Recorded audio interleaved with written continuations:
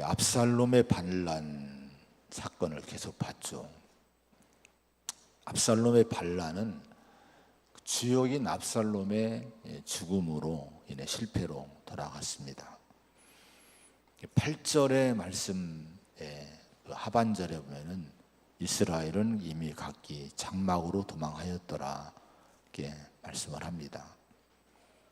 온 나라가 계속 우리가 사무엘 하를 보면서 압살롬 사건을 몇 주를 보고 있지 않습니까? 이 압살롬 신드롬이라고, 압살롬 신드롬으로 열풍이 분 거예요. 온 유다가, 온 이스라엘이 떠들썩했죠. 새로운 왕에 대한 기대감으로 들떠서 압살롬의 이 반란을 온 나라가 환영합니다.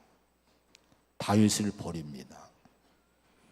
근데 그 주인공인 압살롬이 이제 에브라임 숲을 전투에서 죽임을 당하고 나니까 다윗을 죽이고 새로운 나라를 압살롬 중심으로 세우겠다며 전국에서 모여든 이 군대가 전부 흩어져 도망을 갑니다. 잠언서 12장에 보면은 이 악을 꾀하는 자는 정죄하심을 받으리라.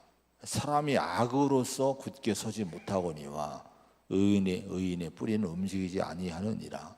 악인은 엎드러져서 소멸되려니와 의인의 집은 서 있으리라. 이런 말씀이 나옵니다. 아무리 온 나라가 결집을 하고 온 나라가 뭉쳤어도 이게 뿌리가 악이라고 하면요, 견고히 못 선다는 거예요. 결국은 무너진다는 겁니다. 엎드러진다는 거예요. 여러분, 압살롬을 중심으로 한 이 새로운 나라에 대한 꿈은 물거품이 됩니다. 왜 그렇습니까? 그 안에 죄가 있기 때문에 그런 거예요. 악 때문에 그런 겁니다. 교회와 성도는 이 압살롬 열풍을, 신드롬을 분별해야 돼요. 성도의 자리는, 교회의 자리는 그 시대의 선지자 자리가 돼야 됩니다. 어느 이념이나 어느 사람에게 과도하게 쏠리는 거, 몰리는 거, 열풍이 부는 거, 이걸 우리가 경계를 해야 됩니다. 혼란한 시대에 하나님의 빛을 비추는 그런 등불이 돼서 성도는 치우침이 없어야 돼요. 모든 백성의 교회, 모든 백성의 복음이 될 수 있도록 복음을 가지고 역사의 참된 안내자가 되어야 될 줄로 믿습니다. 진정한 역사의 왕으로 오신 예수님, 오늘은 이 부분을 말씀을 함께 나눌 터인데요, 이 예수님을 늘 주목을 해야 돼요. 성경을 통해서, 성서를 통해서 우리 주님이 어디 계셨는지, 어떤 길을 가셨는지, 주님의 방향은 어떠한지를 늘 주목을 하고 우리가 그분을 따라가는 것이 교회요 성도가 되어야 됩니다. 어제가 광복절입니다. 이 나라가 일제에 사슬에서 풀려나 자유를 얻은 날입니다. 해마다 이 광복절을 지내고 행사도 합니다. 광복절이면은 TV도 보면은 이제 그 조명을 해요. 독립운동가들 발굴하고 찾아내고 또 훈장도 주고 방송도 내보내고 합니다. 정말 우리 선조들이 이 나라의 독립을 위해서 많이 힘쓰고 희생하고 목숨 바치고 정말 피나는 노력을 많이 했어요.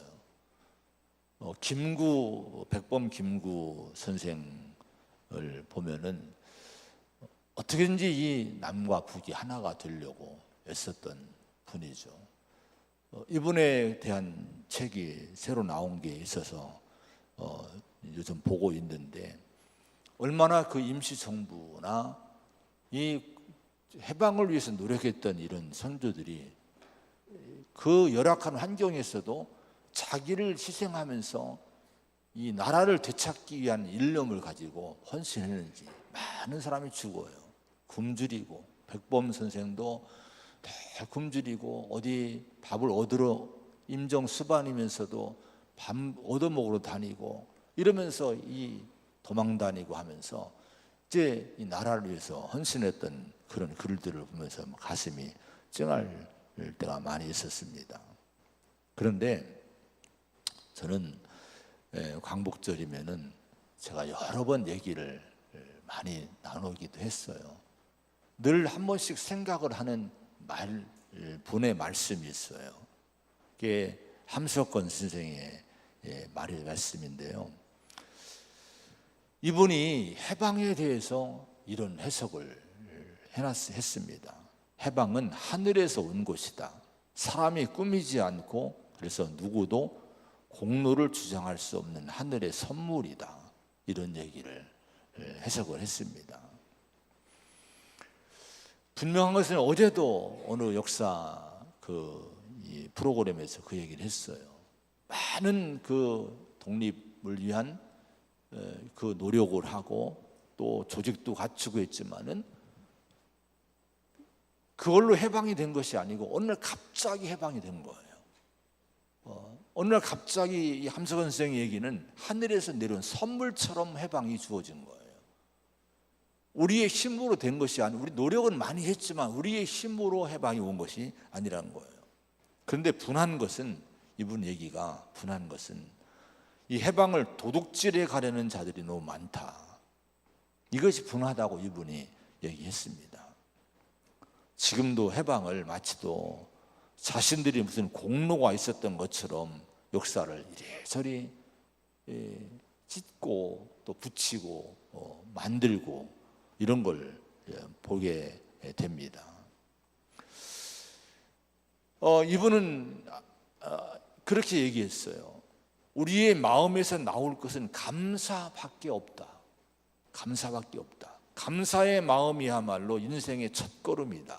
감사하다는 것은 하나님께로 돌아가는 마음이다. 이것이 우주의 윤리적인 질서를 회복하는 것이다. 제가 이 말씀을 함께 나누려고 자꾸 이분의 얘기를 소개를 하는 거예요. 우리는 교회요, 성도이고 하나님 백성이지 않습니까? 역사를 해석해도 하나님에 대한 믿음 가지고 믿음의 시각으로 해석을 해야 돼요. 이 나라가 하지 못한 것이 있어요. 바로 이걸 함석원 선생이 지적한 대로 이걸 못한 거예요. 해방되자마자, 아니 해방 이전부터 임정 시절도 보면은 얼마나 이 분열이 심한지, 그 자체 조그만 조직 내에서 분열이 심한지, 해방되자마자 서로 사분우열 나뉘어 싸우고 하다가 나라가 또 두 쪽이 나고 또 동족끼리 죽고 죽이는 6.25 전쟁도 나고 비참한 비극을 겪었습니다. 여러분, 지금이라도 우리는 다시금 하나님을 바라보고 참된 만물의 주인이신 하나님께 감사하는 마음이 회복되어야 될 줄로 믿습니다. 이것이 바른 믿음 안에서 바른 역사를 세우는 첫걸음이라고 하는 거예요. 자, 이 첫걸음, 우리나라가, 이 민족이 이 첫걸음을 못했다고 함석원 선생이 한탄을 한 거예요. 지금도 여러분 우리는 이걸 못하고 있지 않아요? 교회 밖을 보면은 세상은 절대로 이걸 못합니다. 하나님 모르니까, 인정하지 않으니까 다들 공로를 자기 자신들이 한 것처럼, 그때 태어나지도 않은 사람들이 마치 역사의 주인공처럼 지금 행세하고 있는 모습들 얼마나 많습니까?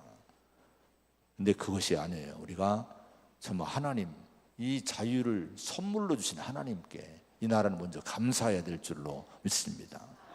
호세아 6장 1절에 오라 우리가 여호와께로 돌아가자. 우리가 여호와를 알자. 힘써 여호와를 알자. 이스라엘아 내 하나님 여호와께로 돌아오라. 이런 말씀들을 호세아는 계속 북이스라엘의 타락한 그 쇠락해가는 그 망해가는 나라를 향해서 호세아 선지자가 외친 것은 하나님께로 돌아가야 된다는 거예요. 하나님을 알아야 된다는 거예요. 이걸 못하고 있다는 거예요. 여러분, 이 나라도 하나님께로 돌아가야 될 줄로 믿습니다. 우리 교회와 성도가 앞장서서 이런 믿음으로 이끄는 그런 우리가 되어야 될 줄로 믿습니다. 9절과 10절의 말씀을 한번 같이 읽어봅니다. 9절과 10절입니다. 시작.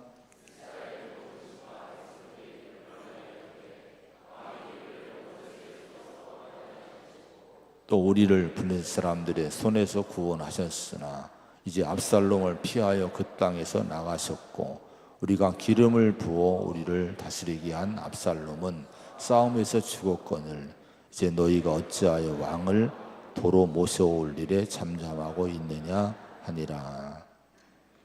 이 말씀은 이제 쿠데타 반란이 진압된 후에 이스라엘 사회에서 일어난 복잡한 문제들이 담겨 있는 말씀입니다.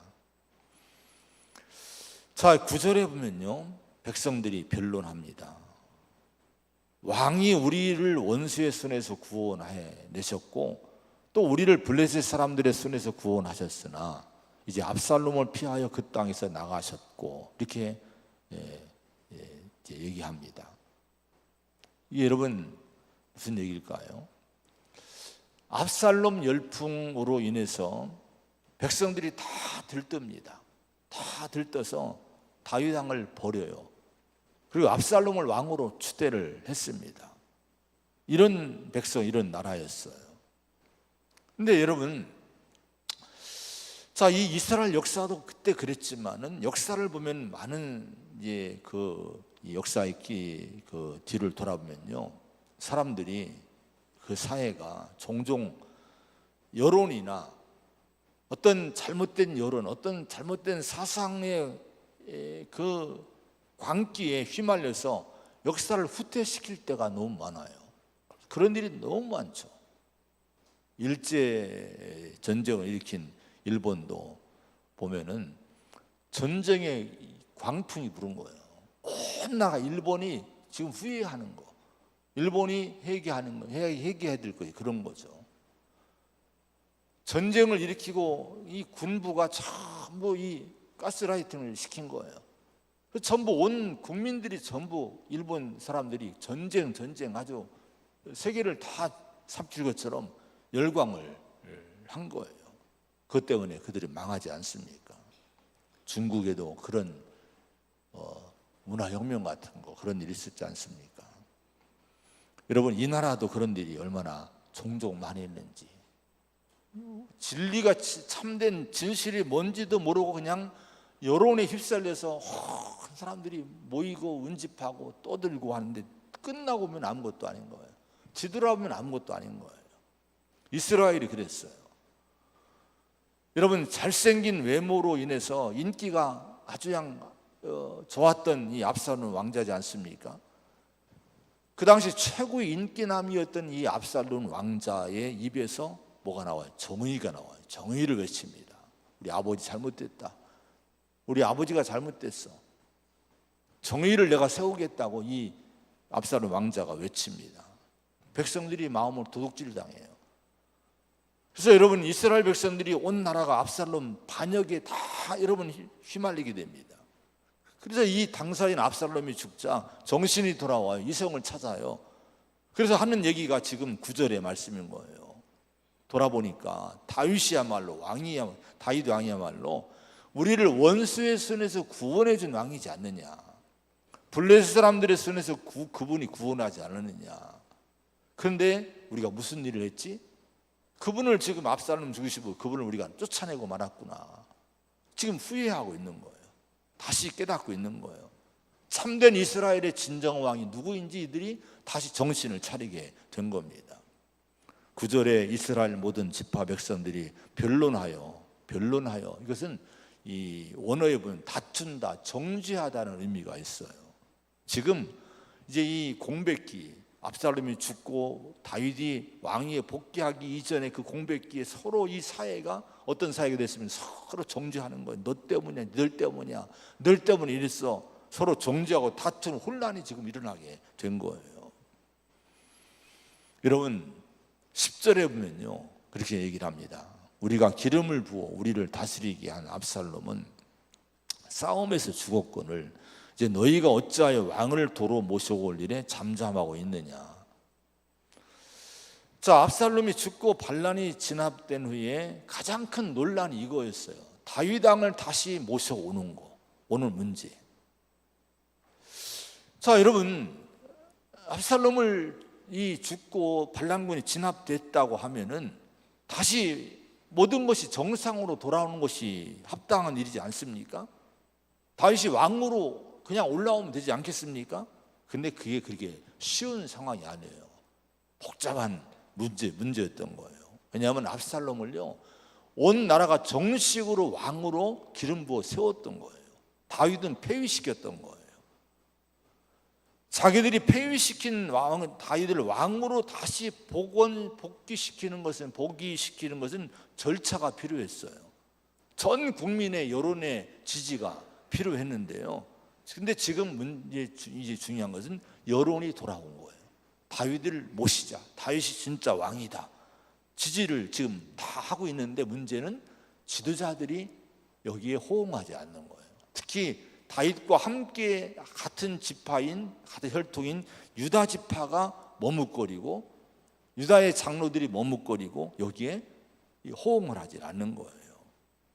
그래서 11절, 12절의 말씀 보면 이런 말씀이 나와요. 같이 한번 읽어봅니다. 11절, 12절 시작. 다윗 왕이 사독과 아비아달 두 제사장에게 소식을 전하여 이르되 너희는 유다 장로들에게 말하여 이르기를 왕의 말씀이 온 이스라엘이 왕을 왕궁으로 도로 모셔오자 하는 말이 왕께 들렸거늘 너희는 어찌하여 왕을 궁으로 모신 일에 나중에 되느냐.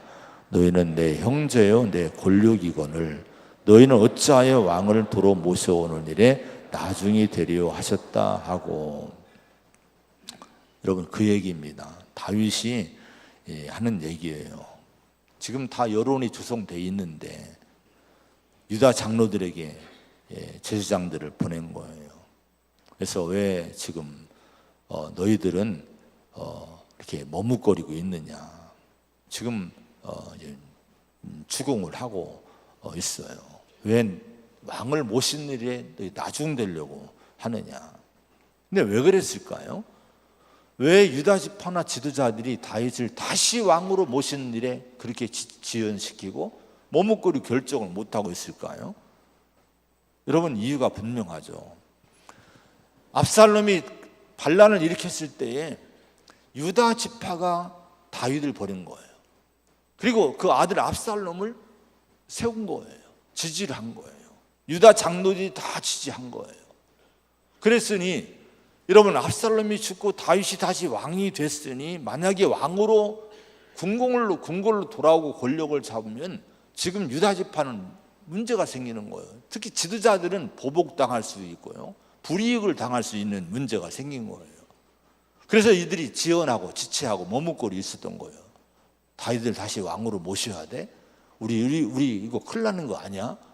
머뭇거리고 있었던 거예요. 이 사실을 다윗이 알았던 거예요. 여러분, 다윗은요 반란군을 이겼기 승리했기 때문에 다윗의 군대는 막강한 군대입니다.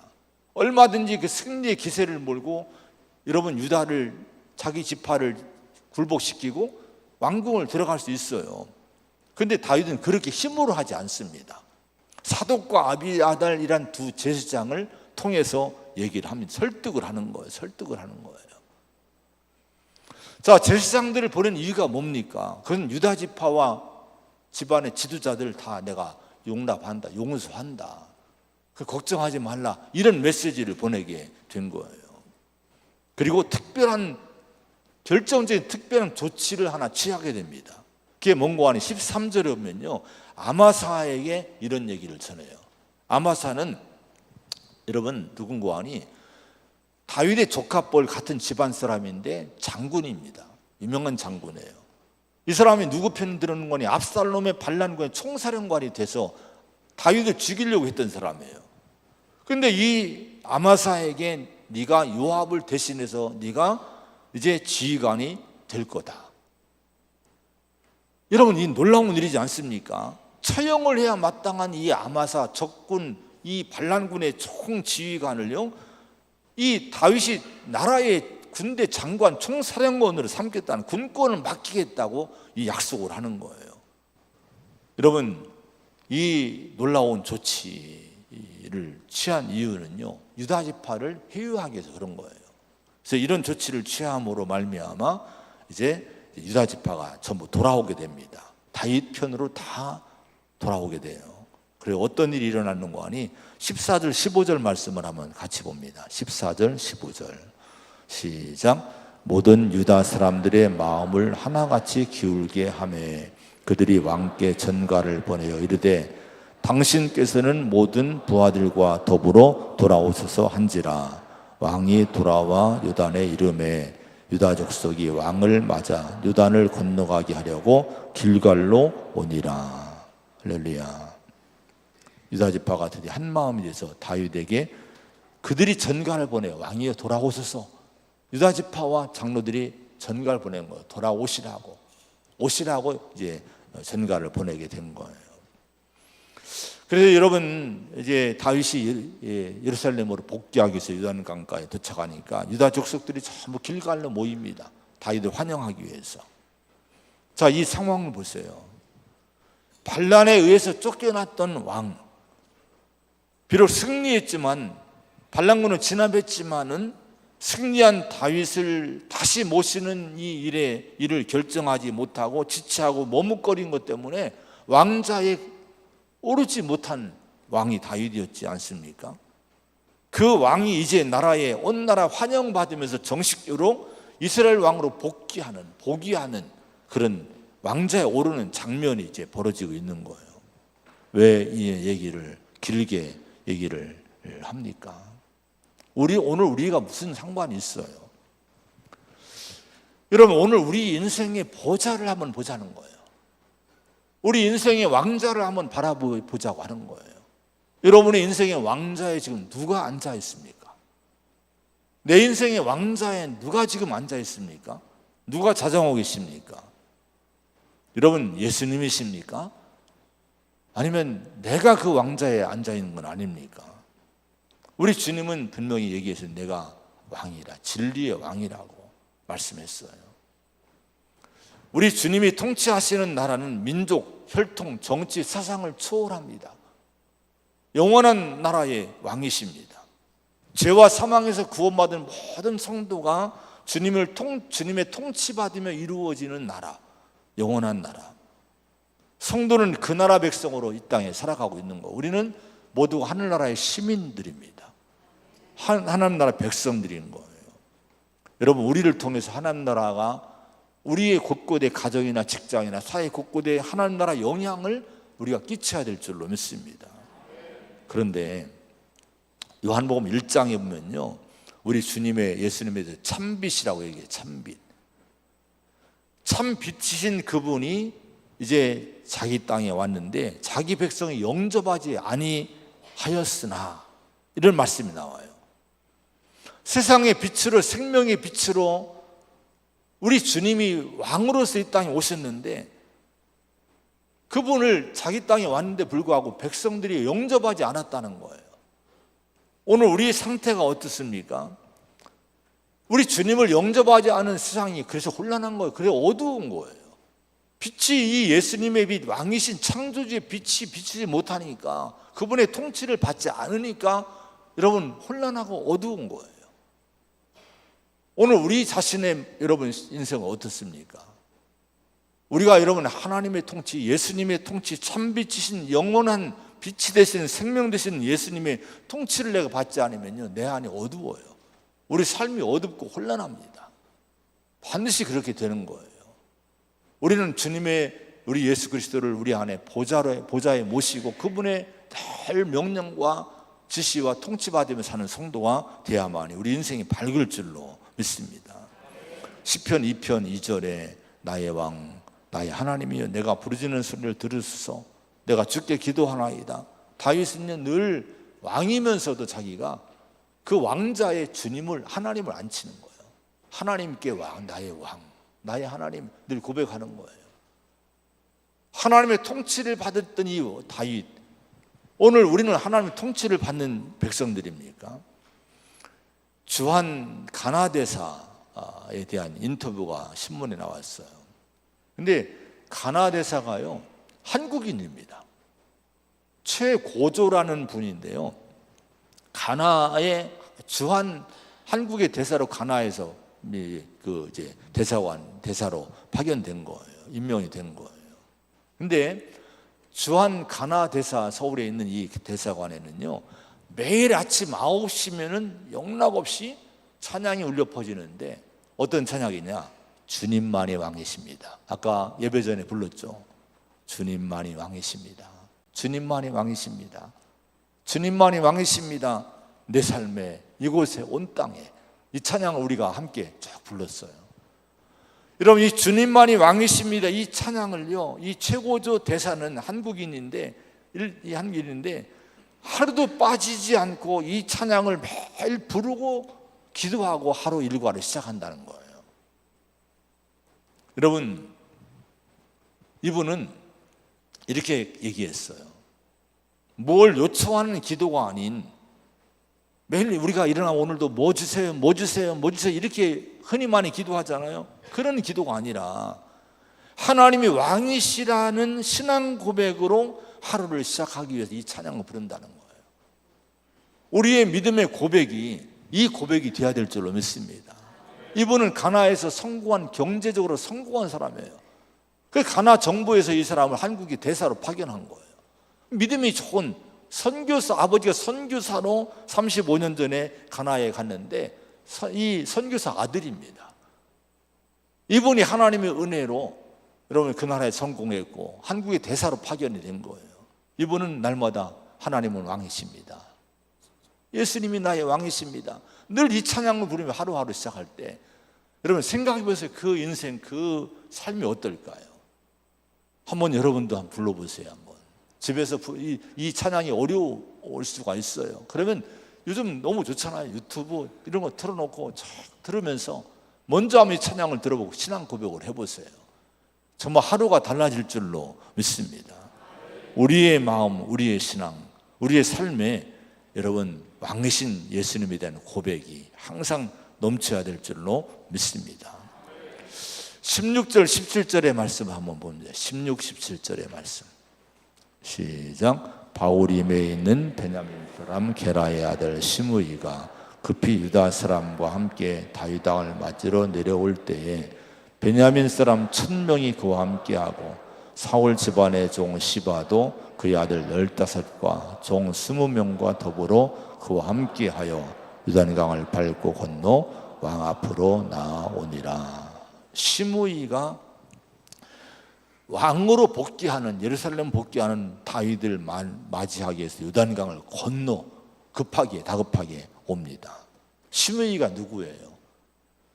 다윗이 도망갈 때 쫓아나와서 욕을 한 사람이에요. 저주한 사람, 피 흘린 자여, 사악한 자여, 가거라 하면서 다윗 왕에게 돌을 던지면서 티끌 날리면서 엄청난 모욕을 준 사람이 시므이입니다. 베냐민 지파예요. 사울 집안의 지파야 이 사람입니다. 근데 여러분 다윗을 그렇게 모욕했던 이 시므이인데 들어보니까 다윗이 발랑권을 진압하고 다시 돌아오는 거예요. 큰일 난 거예요. 다급하게 그래서 여러분 이 시므이는요 자기 동족 1000명을 데리고 베냐민 지파 1000명을 데리고 다윗을 환영하러 급하게 내려갑니다. 요단강으로 갑니다. 배를 가지고 갑니다. 그리고 다윗 일행이 복귀하는 다윗 일행이 잘 요단강을 건너도록 도와주고 그들을 돕는 일을 합니다. 그리고 바짝 엎드려서 용서를 구합니다. 내 주여 원하건대 19, 20절에 내게 죄를 돌리지 마옵소서 하면서 회개하고 용서해달라고 이렇게 다윗에게 그 은혜를 구합니다. 여러분 시므이는 다윗이 왕자에 오르면요 처형 1호입니다. 처형감 1호가 될 거예요. 아마샤도 아마 그랬을 거지만 그런 나도 1순위가 됐을 거예요. 그렇게 여러분 왕을 도피하는 왕을 모욕을 줬으니 그 정권이 가만두겠습니까? 한 처형을 해야 되는 거예요. 자, 그런데 여러분 이 시므이가 그걸 두려워서 다급히 와서 다윗을 극진히 영접을 하고 도와주는 거예요. 그때 이걸 보고 이 아비새 장군이 이렇게 얘기를 합니다. 21절의 말씀 같이 보겠습니다. 시작. 스루야의 아들 아비새가 대답하여 이르되 시므이가 여호와의 기름 부으신 자를 저주하였으니 그로 말미암아 죽어야 마땅하지 아니하니까 하니라. 처형하자는 거예요. 저놈 이거 우리 정권에 새롭게 세우려면 저놈은 처형해야 된다. 심판하고 정죄하고 죽여야 된다. 이렇게 아비새 장군이 나섭니다. 여러분, 아비새는요 지난번에도 피난할 때도 이 시므이가 저주하고 막 돌 던지니까 자기한테 허락만 하면 내가 당장 죽이겠다고 나선 사람이에요. 다윗이 말렸죠. 이번도 또 아비새가 나섭니다. 죽이겠다고. 그때 아비새를 다윗이 책망합니다. 여러분 22절의 말씀도 번거롭지만 또 한번 읽어보는데요, 뭐라고 책망했는가 한번 보겠습니다. 22절 시작. 다윗이 이르되 스루야의 아들들아 내가 너희와 무슨 상관이 있기에 너희가 오늘 나의 원수가 되느냐. 오늘 어찌하여 이스라엘 가운데에서 사람을 죽이겠느냐. 내가 오늘 이스라엘의 왕이 된 것을 내가 알지 못하리요 하고. 이런 얘기예요. 스루야의 아들들아. 아들들이라고 한 이유는요, 이 아비새의 형이 요압입니다. 두 형제를 다 지금 책망하고 있는 거예요. 왜 너희들은 나와 무슨 상관이 있기에 원수가 되려고 하느냐. 내가 지금 다시 왕으로 다시 세워지는데 이런 날에 어찌 내가 사람을 함부로 죽이겠느냐 책망하는 거예요. 자, 여기서 아비새의 문제는 무엇이었을까요? 아비새는 또 여러분 다윗의 조카 중에 하나예요. 요압 형제입니다. 삼형제가 있어. 아사엘은 이미 죽었고요.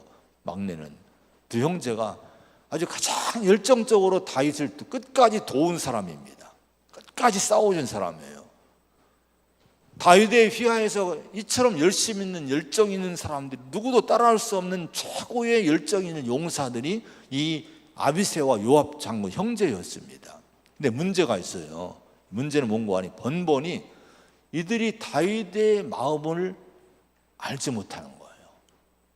다윗이 원한 믿음의 방식을 순종하지 못하는 게 이게 문제였어요.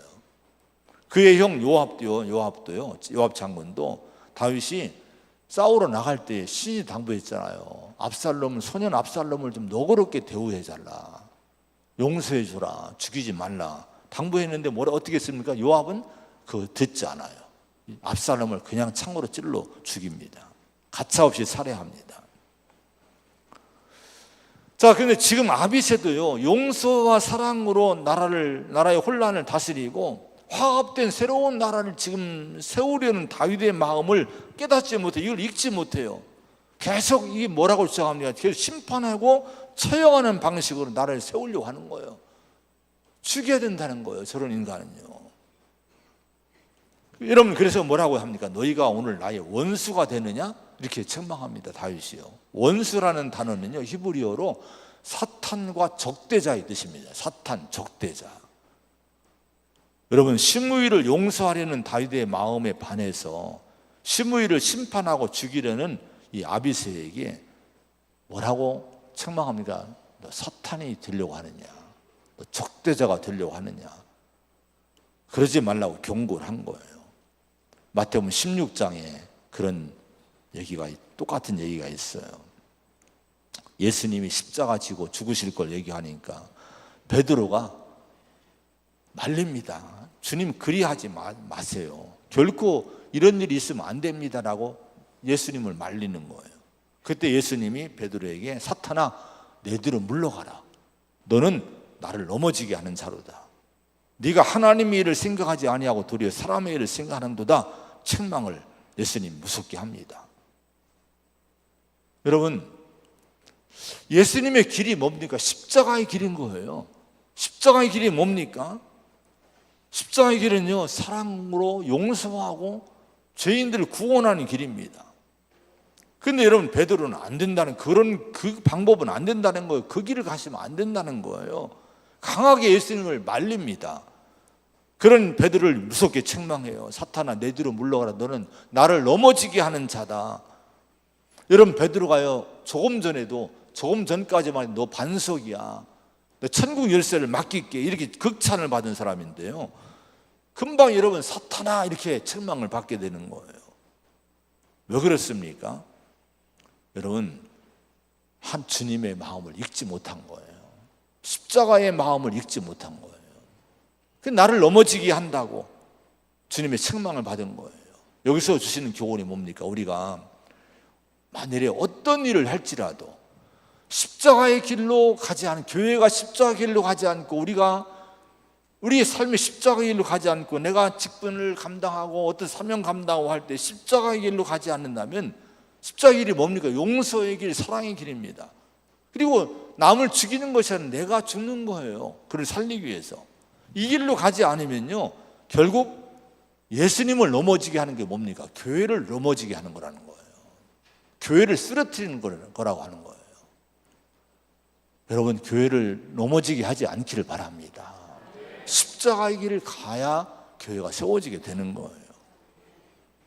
24절 25절의 말씀을 읽어봅니다. 24, 25절 시작. 사울의 손자 무비보셋이 내려와 왕을 맞으니 그는 평안히 돌아온 날까지 그의 발을 맵시 내지 아니하며 그의 수염을 깎지 아니하며 옷을 빨지 아니하였더라. 예루살렘에서 와서 왕을 맞을 때에 왕이 그에게 물어 이르되 무비보셋이여, 네가 어찌하여 나와 함께 가지 아니하였더냐 하니, 무비보셋이 또 이 다윗을 영접하러 나왔어요. 무비보셋은 두 다리를 다 저는 이제 그 요나단의 아들이죠. 사울 왕의 손자입니다. 다윗이 왕 됐을 때 요나단의 자손, 사울의 자손을 찾아냈을 때에 숨어있던 무비보셋을 찾아내서 그를 왕국으로 데려오고 왕자처럼 대우해 줍니다. 왕의 식탁에 앉게 하고 사울 왕의 가문의 재산을 전부 무비보셋에게 이제 돌려줍니다. 근데 다윗이 피난할 때에 무비보셋은요, 그의 종 시바의 모함을 받고요, 재산을 다 몰수당해요. 그 많은 재산 전부 몰수당합니다. 그 무비보셋이 다윗이 돌아올 때 영접을 하러 나온 거예요. 그때 여러분 25절에 다윗이 추궁해요. 무비보셋이요, 네가 어찌하여 나와 함께 하지 아니했느냐? 내가 어려울 때 너는 어디 있었느냐? 왜 나와 함께 하지 않느냐? 책망을 듣습니다. 무비보셋은 억울한 거예요. 자취적으로 다 얘기합니다. 시바 때문에 내가 다윗과 함께 하려고 했는데 나를 두고 시바가 도망가는 바람에, 말을 다 끌고 가는 바람에 내가 올 수 없었다고 다 이제 변명을 하는 거예요. 근데 문제는요, 이 자리에 지금 시바, 이 무비보셋을 모함했던 시바가 시므이와 함께 지금 자기의 이 아들들과 15명의 아들과 그 종들과 함께 이미 와 있던 거예요. 와서 다윗을 돕고 있었던 거예요. 자, 이런 자리에 무비보셋이 와서 변명을 합니다. 자, 무비보셋은 여러분 지금 자기를 변명하고, 시바는 저 무비보셋이 다윗 왕 당신을 지금 배반했다고 주장을 하고, 서로 의견이 여러분 상반되는 거예요. 그럼 여러분, 과연 다윗은 누구의 말을 들어야 될까요? 누가 진실을 말하고 누가 거짓을 말하고 있는 겁니까? 여러분, 이 거짓과 진실을 가려내야 정의를 세울 수 있지 않겠습니까? 다윗은 어떻게 여러분 여기서 이걸 가려낼 수 있겠습니까? 마지막 29절의 말씀을 한번 읽겠습니다. 29절 말씀 읽고 마칠게요. 시작. 왕이 그에게 이르되 내가 어찌하여 또 내 일을 말하느냐? 내가 이르노니 너는 시바와 밭을 나누라 하니. 이게 다윗의 판결이었어요. 그런데 저는 이 말씀을 해석해 보려고 이 많은 주석이나 많은 참고서들을 제가 준비하고 이 말씀을 준비하고 있거든요. 다 읽어봐도 시원치 않은 거예요. 애매모호한 거예요. 다윗의 이 판결이에요. 네가 어찌하여 내 일을 또 말하느냐? 이것도 애매모호한 말인 거예요. 너는 시바와 밭을 나누라. 그러니까 누가 선이고 누가 악인지, 누가 진실인지 이걸 밝히지 않는 거예요. 명확하게 분별하지 않는 거예요. 모비보셋의 재산을 모두 몰수해서 시바에게 주었던 걸 다시 나누어서 둘이 나눠 가져라, 이렇게 얘기를 한 거예요. 근데 여러분, 이 29절에 대한 명령에 담긴 다윗의 마음이 여러분 무엇이었을까요? 유진 피터슨이라고 하는 분이 이 부분의 해석을 그의 강해집에서 이렇게 은혜롭게 해놓고 있어요. 제가 그래서 이분 얘기는 너무 좋기에 제가 그대로 그냥 제가 설교에 인용을 합니다. 한번 들어보세요. 이렇게 해석을 했어요. 대부분은 무비보셋의 손을 들어주는데, 그러나 다윗은 의도적으로 판결을 보류했다. 다윗은 지금 누가 진실을 말하고 있는가에 관심이 없다. 대질 신문도 없고 증인을 소환하지도 않는다. 다윗은 두 사람을 모두 받아들였다. 시바와 무비보셋 모두가 다윗이 새롭게 다스릴 예루살렘에 돌아오는 것을 수락했다. 다윗의 사랑은 불신실함, 경솔함, 거짓말, 위선을 품을 정도로 충분히 크고 넓었다. 다윗은 완전한 교회를 요구하지 않는다. 이렇게 이분이 해석을 했어요. 너무 제 마음에 은혜가 된 거예요. 여기서 복음을 제시한다고 해석을 했습니다. 이게 복음이란 거예요. 앞으로 다윗의 후손으로 오실 예수님이 이 복음이 되지 않으셨습니까? 다윗의 마음은 뭐예요? 여러분, 이분의 이 해석대로 판결을 보류하는 거예요. 네가 나쁜 놈이고 네가 좋은 놈이고 판결하는 걸 보류하는 거예요. 그리고 함께 여러분 이 다윗 함께 손을 잡아주는, 같이 가자. 너도 가고 같이 가고 둘을 화해시키고 함께 가서 다윗의 새로운 왕국을 세우고자 한 거예요. 시므이도 가자, 아마새도 가자, 또 무비보셋도 가고 시바도 가고 함께 가서 우리가 부족함이 다 많지만 함께 하나님 새로운 나라를 세우자, 이렇게 함께 끌고 가고 다윗의 마음이란 거예요. 이게 주님의 마음이지 않습니까? 율법적으로 다 심판을 내리고 너는 안 돼, 이런 것이 아니라 주님이 십자가 지시고 우리를 용서하시, 다 함께 가자는 거예요. 여기 있는 사람들이 전부 모두가 저와 여러분이 무비보셋이요, 시므이요, 시바요, 다 우리 그런 사람들인 거예요. 근데 주님이 우리를 부르신 거예요. 우리 손을 잡고 함께 가자는 거예요. 교회는 이 마음을 가져야 될 줄로 믿습니다. 할렐루야. 예수님이 십자가에 돌아가실 때 한 강도가 예수님께 간구했죠. 예수여, 당신 나라에 임하실 때 나를 기억하소서. 예수님이 그렇게 말씀해서 오늘 네가 나와 함께 낙원에 있으리라. 그 강도를, 그 정권, 그 권력은 사형시키고 있는 거예요. 죽이는 거. 너는 이 나라에 필요 없는 존재야. 죽이고 있어요. 예수님도 죽이고 있어요. 근데 예수님은요, 그 나라에 임하 들어가실 때에 세상이 죽이는 그 강도의 손을 잡고 네가 오늘 나와 함께 내 나라에 있을 것이다, 그를 데리고 가신 거예요. 이게 예수님의 마음, 십자가의 마음인 거예요. 오늘 우리가 이 마음을 꼭 가져야 될 줄로 믿습니다. 우리 교회가, 성도가 이 마음을 가지면 세상을 품을 수 있는 거예요. 어떤 사람도 품을 수 있는 줄로 믿습니다. 이런 저와 여러분 되기를 축원을 드립니다.